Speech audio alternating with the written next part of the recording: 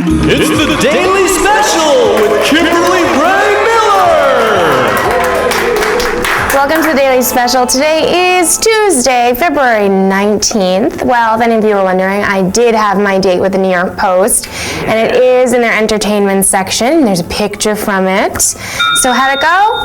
It was alright. He was a nice guy. There weren't any fireworks, but I wasn't spending the entire night hiding in the bathroom either. But I did get a Valentine's Day present. Very useful. It's not lipstick, ladies. It's a vibrator. One of my girlfriends gave me a vibrator for Valentine's Day. And then we were talking about how women can give each other gifts like this, but men really can't. You can't. Guys don't give their friends fake vaginas. That's not okay. It's just weird double standard, but at least I'm on the good end of that double standard. All right, let's go to today's specials. Nicole Scherzinger is doing us all a favor, and she's no longer singing any more solo albums. The super skinny waif-like singer who sings songs that make no sense whatsoever is back with the Pussycat Dolls, where they will dance around in their underwear like we all want them to. Yeah. All right, and Fidel Castro has resigned. He's no longer leading Cuba, and he's relinquishing power to his brother. He had to resign because, well, he's dead, people. Let's just face it, he's dead. Okay, and Adam Carolla is on the new season of Dancing with the Stars. So this season, look forward to misogynistic comments while he talks about Dr. Drew and their love affair that I imagine that they have together.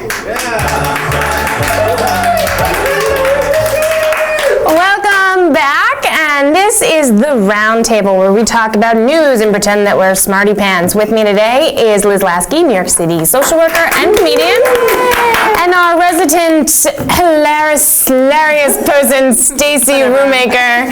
I'm not really sure what her job is, but I love her. Okay, today we're talking about an article that was recently in the New York Times Magazine called Why We Play.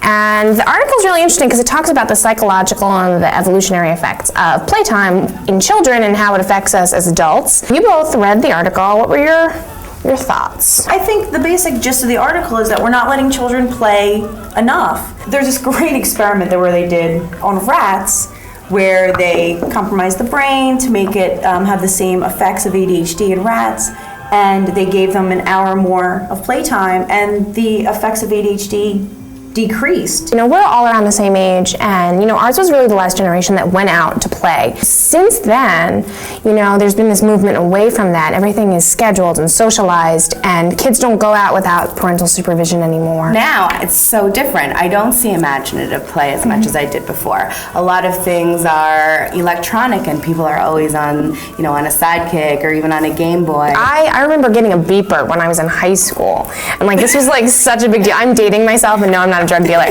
But, kids today, they... in high school. I was.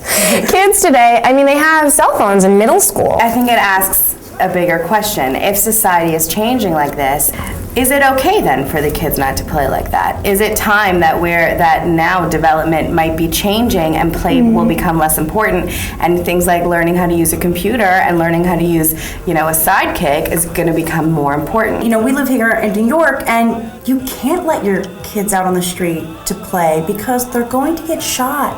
It doesn't really matter if, they're developing skills to play with other children if they're dead. That's the thing. We live in a society where it's not safe to send your kid down the street to the playground. All right, ladies, well, thank you so much for speaking with us today. It was great. We're out of time, but we can't wait to read your comments.